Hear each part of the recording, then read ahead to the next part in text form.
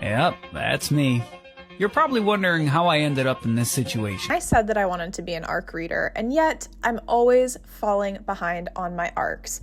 My Netgalley feedback ratio is 56%. My goal for this video is to get through some of my current ARCs. We have 2 from Catherine Cowell's, Beautiful Exile and Chasing Shelter, and I also have an ARC for A Theory of Dreaming by Ava Reed. Let's do this together. Let's be better ARC readers. We're here to get organized. I have a new Notion template that I set up to help me organize my ARC reading. We're going to read the current ARCs that we have, the books that I mentioned, and we're going to fix our Netgalley feedback percentage. Let's do this. The first thing that I wanted to do, besides shame myself publicly on the internet to force myself into accountability, to become a better ARC reader, I wanted to get organized. I did not create this template. I'm also not sponsored by Notion. I literally wish. I will leave this Notion template linked down below. You can get it for free, which is how I did it. I just downloaded it. So I'm just gonna share my screen. So this is the ARC book tracker template that I downloaded. They have a request a book section, which is actually really cute. So it links to your Netgalley if you use Edelweiss, which I hadn't heard of, Book Tasters, and Book Sirens. Those are linked here. There's also book tour companies. I don't know if the creator of this template is sponsored with any of these things, but that's just what's there. I might customize them a little bit more once I get more serious about my ARC reading and I have more things to like link for easy access. But the part that I love about this so much is that there is a book tracker section. And so there's a section for requested. I mostly do my ARCs through Netgalley. I do have a couple authors that I'm on their ARC reading team, which I'm so grateful for. And I'm also very grateful to Netgalley as well for sending me and approving me for any ARCs that I get. So I have my requested section of ones that I'm still waiting to hear back on. I have my received ARCs, and we are trying to move a bunch of these received ARCs to read to review. I just really like this workflow, and that way once we finish Beautiful Exile, you just drag and drop it to read to review. Chasing Shelter and Theory of Dreaming, those are the goals to be able to move over. So you can just drag and drop them from each column, which is really nice and easy. And then there is Publish Review. There are some links down here as well, which is really helpful.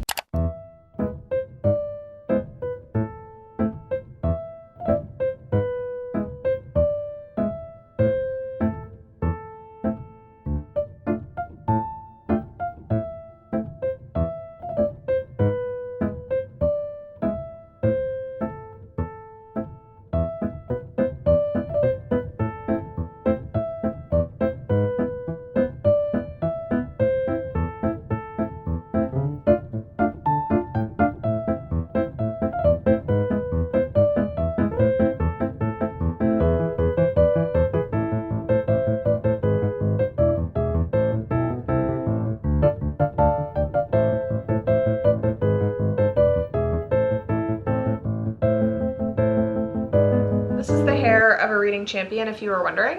I wanted to pop in and give a little bit of a summary for this book. So we made it to page 54, chapter 7. I'm gonna continue reading, but I just figured this would be a good stopping point for some background. We follow this particular family. It's the Colsons. Some of them are like actual siblings. A lot of them are foster kids. So it's like a massive cast of characters in this one family.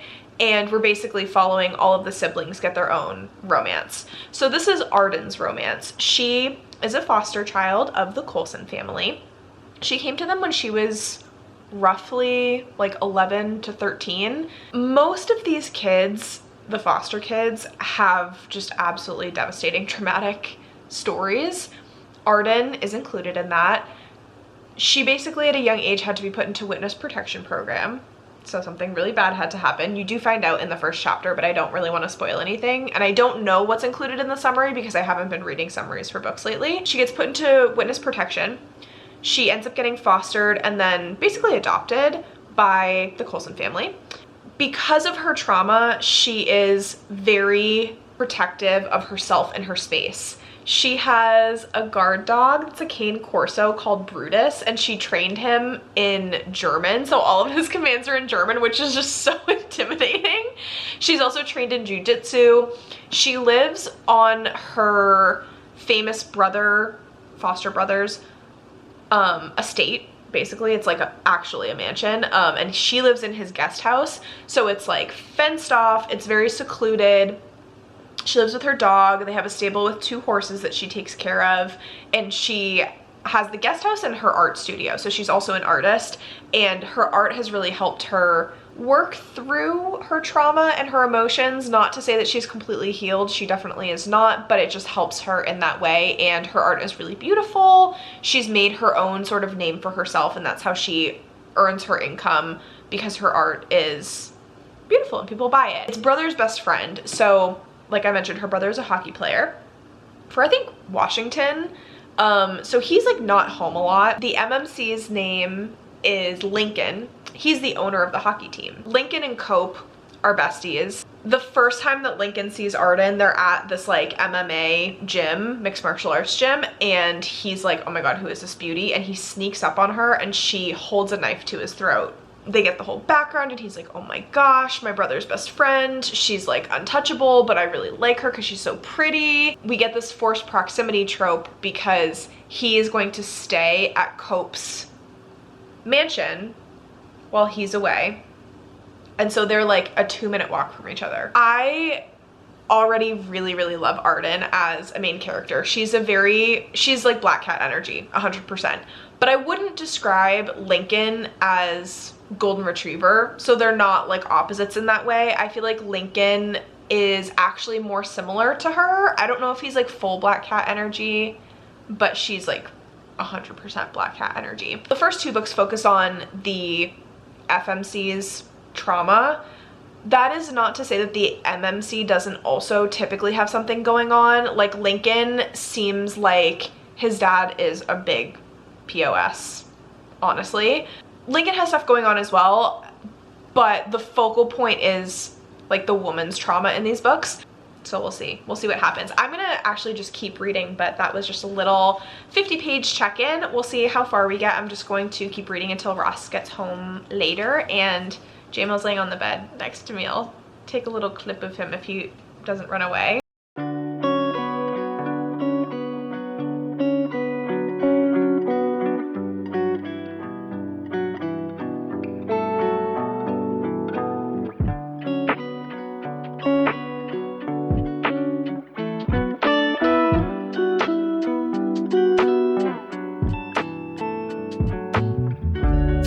Morning, besties. Tiny reading update from yesterday. I made it to page 102, chapter 15. Still really enjoying this. I just want to read a bit more before I give like an actual update. I am just getting ready. We are going to head out of the house today and just like have a day. I'd like to go book shopping because I heard Barnes & Noble is having a sale on romance books specifically, but I do have a couple new release books that I want to read. I was hoping afterwards I could find a little coffee shop or something nearby and just like sit and read, because I'm going to be bringing Beautiful Exile with us. I'm bringing like a little tote bag. That way when I buy books I can just pop them in here. I don't know how well my focus brain will be able to read like if there's noise and stuff surrounding me. It's been actually a little while since I've gone and read in a coffee shop somewhere. There's a lot of really cool coffee shops in Phoenix, but that's so much more of like a drive for me that I was like, I'd rather go somewhere sort of local. We'll just see where the day takes us. And then the other thing I wanted to do today was get a pedicure because my dogs be needing a pedicure. So that would be a fun like opportunity to read as well if we can't find a coffee shop. Trying to do activities that just get me out of the house more, because I find that if I've gone a week or so and the only times I've left the house are to like go to Target, go grocery shopping, and like walking JMO, mentally, I'm not well. I need more time to just explore and like be in the world.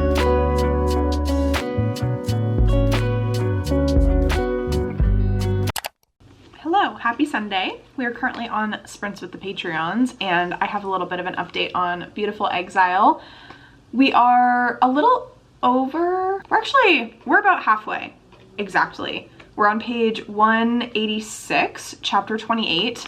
I was able to read a bunch of this yesterday when I got a pedicure. Dude, listen. Went to Barnes. Wasn't really feeling like sitting down to read at the coffee shop because Barnes was kind of crazy, so I apologize for the lack of clips that I got book shopping, but like, it was hectic and I was just having a lot of fun walking around everywhere because the Barnes that I went to, it was so much bigger than the one that's like right down the street, which was so fun. Their fantasy section is huge. It's like the whole back corner of the store and the shelves are massive.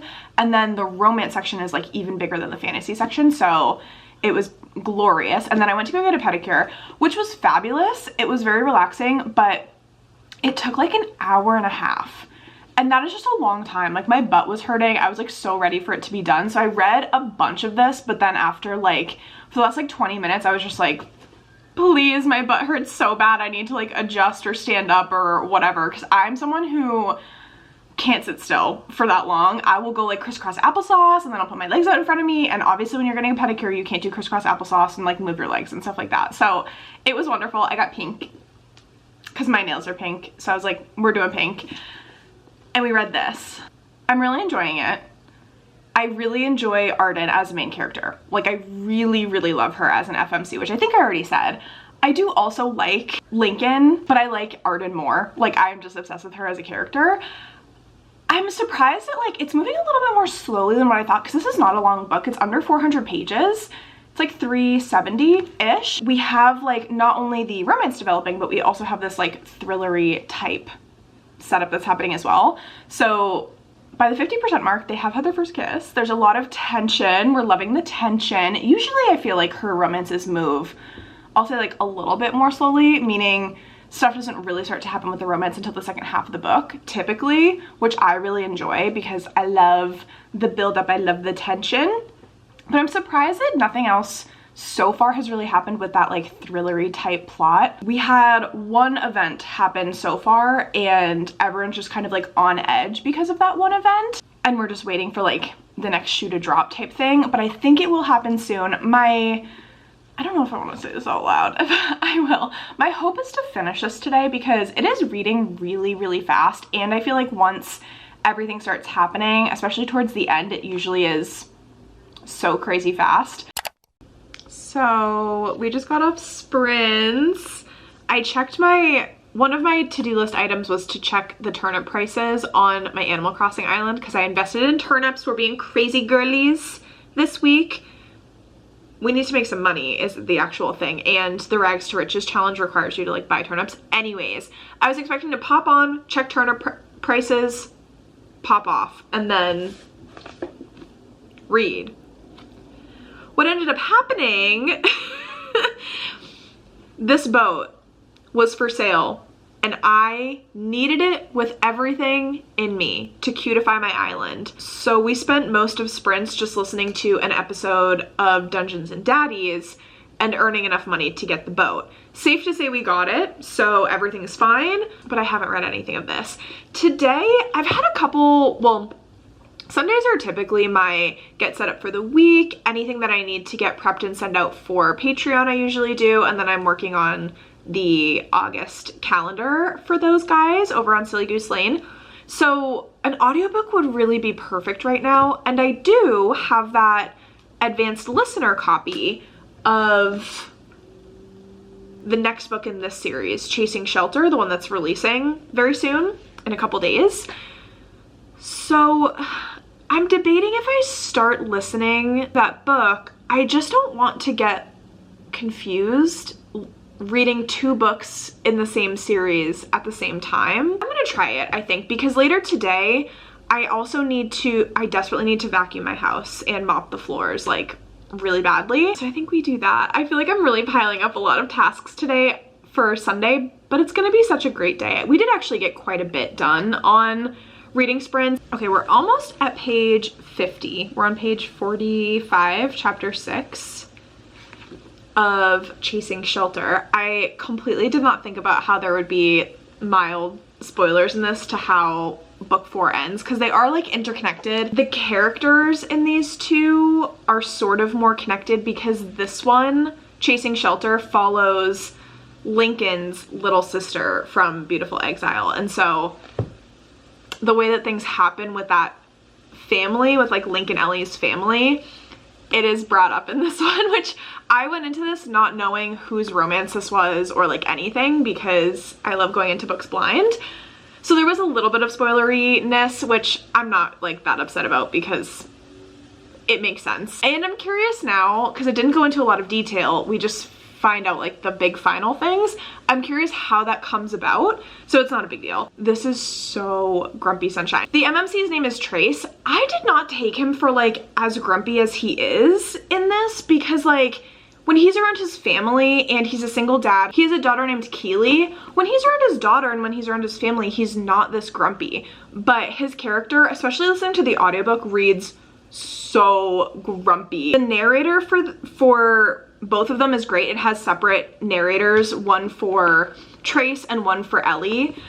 The narrator for Trace, his voice, impeccable. Ellie, like I said, is Lincoln's little sister. She's a people pleaser. She's very, very sunshine. She is just happy-go-lucky. She does not show her true emotions outwardly. Like, even if she's having a bad day, she's much more like upbeat about it. She's like, oh my gosh, all this stuff is going wrong and whatever, but like it's fine. And she's more optimistic, very, very optimistic actually.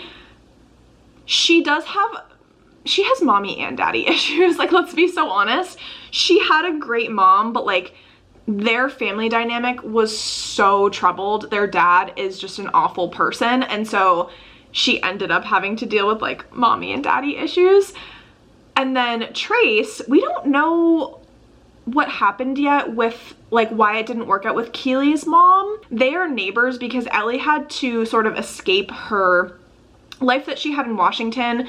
She moved to Oregon because her older brother was building a house there, fell in love with it. She ends up coming over to Oregon as well, and she doesn't have a place to live. So they set her up in this house, and it turns out this house is right next to Trace. Trace is also the sheriff of the town, so he's like very, very overprotective, and that's what we know so far. I'm cooking lunch and I have to go check on my broccoli, so that is the roughly 50-page update.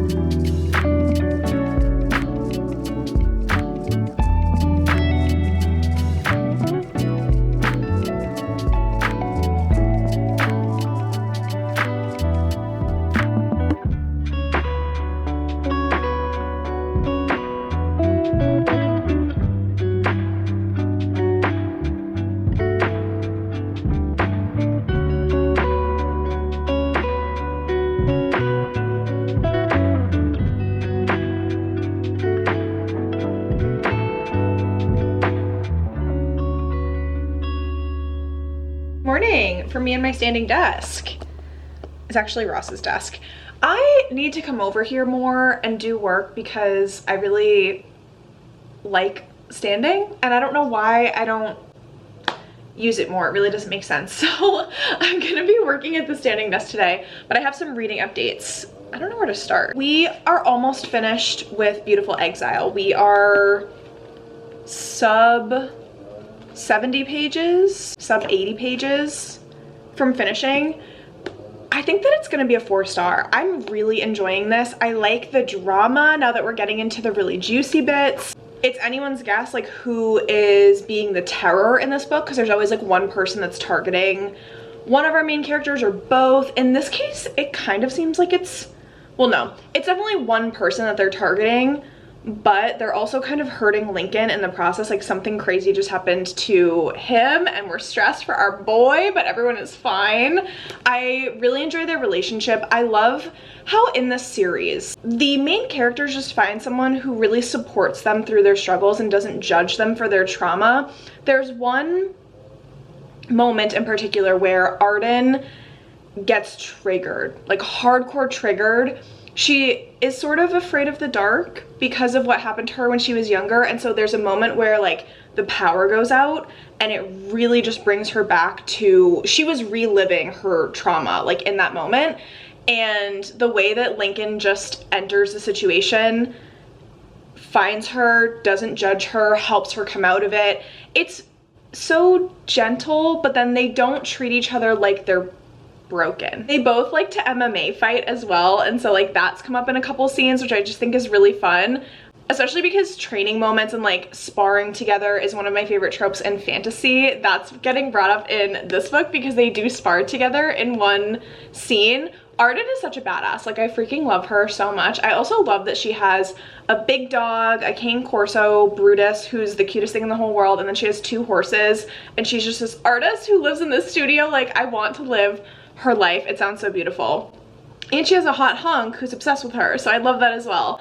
We're gonna finish this today. I will definitely let you know my final rating once we finish her. It's just a matter of being able to sit down and read these last couple pages. Switching back and forth between these books is not as confusing as I thought it was gonna be. Maybe a tiny bit in the beginning, only because like I said, I was kind of spoiling myself for the current book that I'm reading, but that's fine. Chapter 16. This one, I would say I'm not as in love with these characters because I'm so obsessed with Arden and Lincoln. Like I love their relationship so much, and I just think that these characters for me, I don't know, I just vibe more with them and their personalities. Ellie is just too sunshiny for me, and I actually felt the same way in Beautiful Exile because Ellie shows up in this one, and that's where we first meet her because she is Lincoln's sister. It's just too much for me. So the fact that she is our FMC in this one, I'm like, nah. But I do really like Trace. I think that he is a good balance because he's so grumpy, and when he is worried about someone, it kind of comes off as aggressive. I'm liking that I have this as an audiobook because I definitely need it. I've been able to read more of this than I ever would have if I didn't have the audiobook, which is great. But I would probably say listening to the audiobook is hampering my enjoyment of this because the narrators are doing a fantastic job. The narrator who narrates Trace, 10 out of 10. Actually, I know it has the names on it. Narrated by Jason Clark and Desiree Ketchum. I think Desiree does the other books. Jason Clark does a really, really, really good job. And Desiree is also doing a good job with Ellie, but her voice is so like bubbly, over the top. And then when she does Keely, the young daughter, I'm just like, ugh. I don't love it. Now that the drama is starting to begin in this one, 33% in, we're getting the conflict, we're getting the situation that's going to cause the suspense in this one.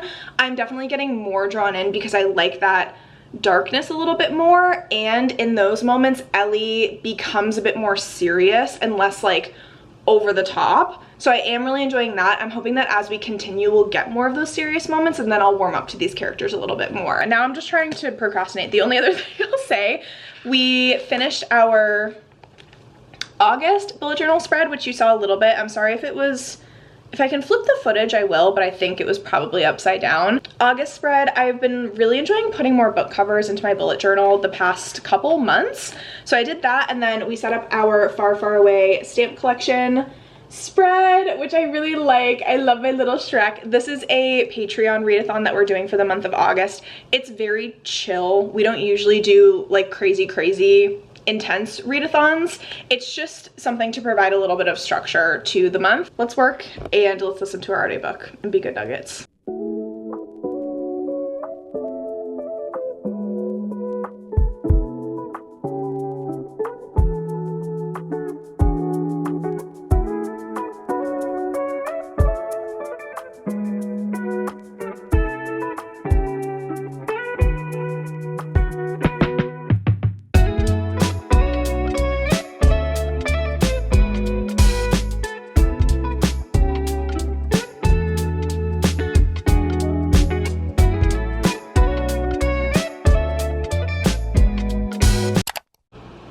tripped and JMO gave me the stink eye, like, can you get it together?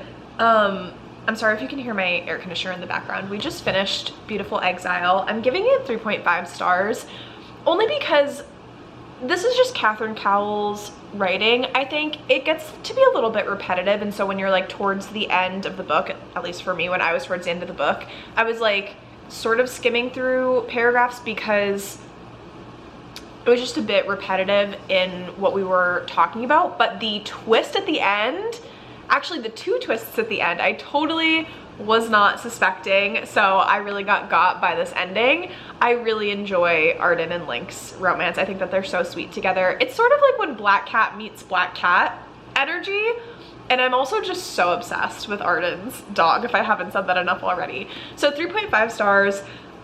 I'm thinking potentially Chasing Shelter might also be around like a 3.5. I would still really recommend Catherine Cowell's books. I feel like a 3.5 sounds like it's not good. That's still really good for me. It's like borderline on the great side, because a 3-star for me is the book was good, a 4-star is the book was great. So it's really towing that line. I'm just trying to see. I did listen to just a little bit more of Chasing Shelter. Yeah, we're at 50% now, so I'm definitely going to get over the 50% mark today with that one.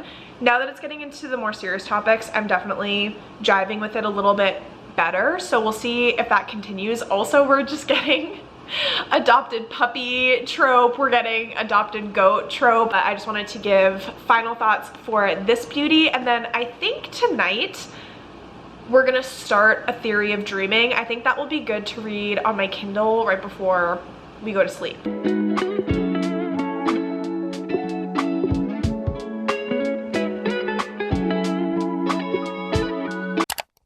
Hello, good morning. We're back in the same spot. We're doing standing desk work time again. I'm just making lunch actually, because we just got off our Animal Crossing stream. It's Tuesday morning, so we do like a cozy gaming Tuesday morning. I didn't end up starting A Theory of Dreaming last night before bed, but I am starting it today. And I just wanted to give a little bit of a summary. Let me grab A Study in Drowning. We'll talk a little bit about that one, and then we'll talk about this secondary book, because originally for that book it was supposed to be a standalone. She was not going to do like a sequel book. A Study in Drowning by Ava Reed is the first book in this series. It's a YA dark academia. It does have some romance in it, but it's definitely not the focal point of the story. This book, we follow our main characters Effie and Preston. They're both literature students at this prestigious literary college.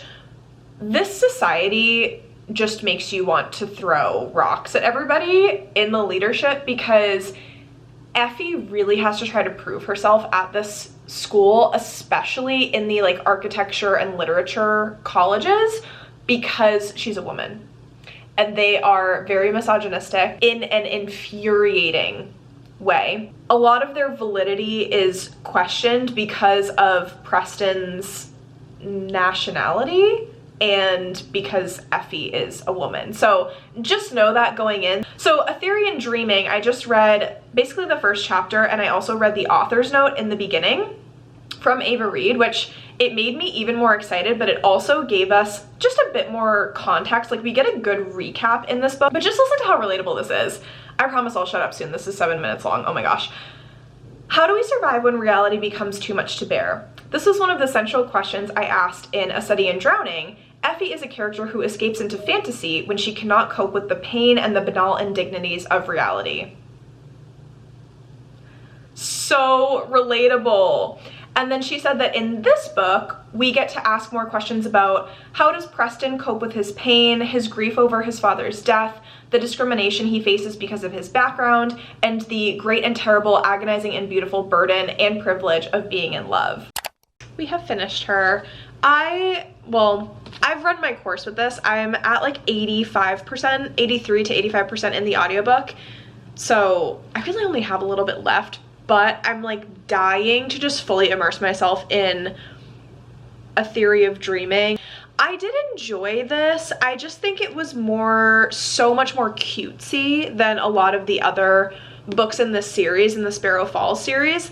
And when I'm reading romantic suspense, I don't really want like a super cutesy romance, if that makes sense. I like it to be, I hesitate to use the word dark because I don't want to associate that with like dark romance. That's not the case. I just want there to be a lot more suspense, and this one in particular because there's a lot of different dynamics we're dealing with. We not only have the romance between Ellie and Trace, so like that's happening, but then Trace has his daughter Keely, so there's that relationship as well. And then there's this relationship with Trace's ex, Leah. There's just a lot. And then also Ellie has some like closure going on with her brother and like what happened with their family in the last book, which was a lot. So all of those relationships I feel are much more the focus than the couple being together and bonding and stuff, because naturally they just have so many other people that they have involved in their relationship. We're going to end that one there. I think 83% is like good enough to really make a solid conclusion about it and how I felt reading it.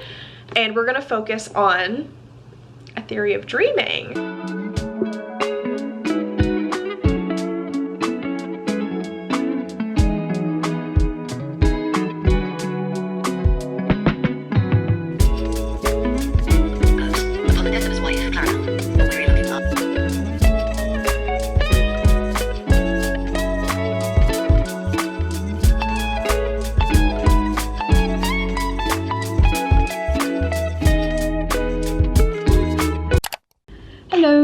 We are at the 40% mark in A Theory of Dreaming. My only update for this is the audiobook. It's a little bit easy for me to like zone out of listening, which is weird because typically when I play Animal Crossing or like I'm doing sort of a thoughtless task and listening to an audiobook, I recently have been fully able to lock in. My mind isn't wandering about other things. Whatever it is, I'm kind of like zoning out a little bit when I'm listening to it. So I think I'm gonna switch to immersive reading.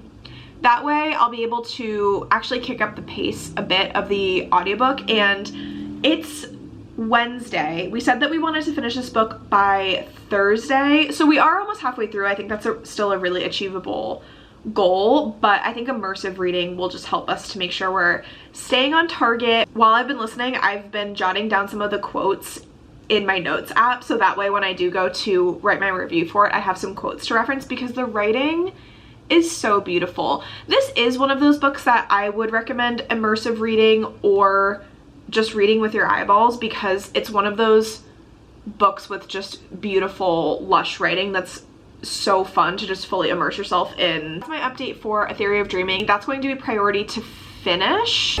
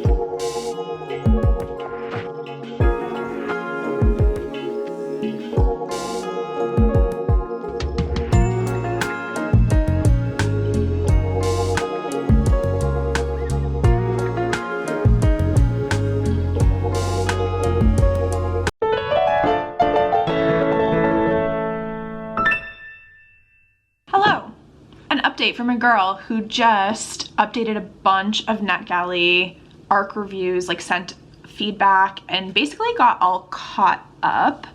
I did submit my review for A Theory of Dreaming. I'm not completely done with it yet. I have, I think we're 80% of the way through, so we're like very, very close. 78% of the way through. So we're gonna finish that now actually, but I just had this intrusive thought in the back of my head that's like, you have to submit your review, you have to submit your review, and it was like bothering me as I was reading. I don't know why my brain is like this. So I was like, I have read a lot of this, I know what my thoughts and feelings are. It's probably gonna be a 4-star for me. And I had a ton of quotes highlighted and stuff like that, which we spoke about. So, and now I feel like I can finish the book in peace. Like my brain will like leave me alone. I don't know what it is about arcs, but like they stress me out in a way. But also one of my goals really for the last like 2 years, but I didn't take it super seriously in 2023, has been to really build up my Netgalley profile and take arc reviews more seriously, because it's so fun. It's so fun to be able to get like a new release that you're dying to read early. Like that is just incredible, and it obviously does a lot for the hype of the book. Like there's promotion that the author does, but word of mouth in the book community is so strong. Like just look at Book Talk and how that has impacted everything. So I need to think of it more like that way, and I feel like then it will be more of like a fun thing instead of a stressful thing in my brain. But like I said, I'm really trying to build up my Netgalley profile because I've been approved for 23 books total. I've sent 18 like reviews, feedback, and my feedback ratio is 78, which is probably the best it's ever been. But obviously like the more Netgalley arcs you receive, the easier it is for your percentage to stay higher. Like what happens with me is I'll get approved for a handful of arcs, and then my ratio just drops so significantly and I have to like work to get it back up. But it will be worth it. It will be really fun, and I'm hoping to get on the radar of some publishers that I really thoroughly enjoy, like my favorite authors are published by. It feels really good to be caught up. I feel like I'm in a much better place with it, and we'll see how we continue to go.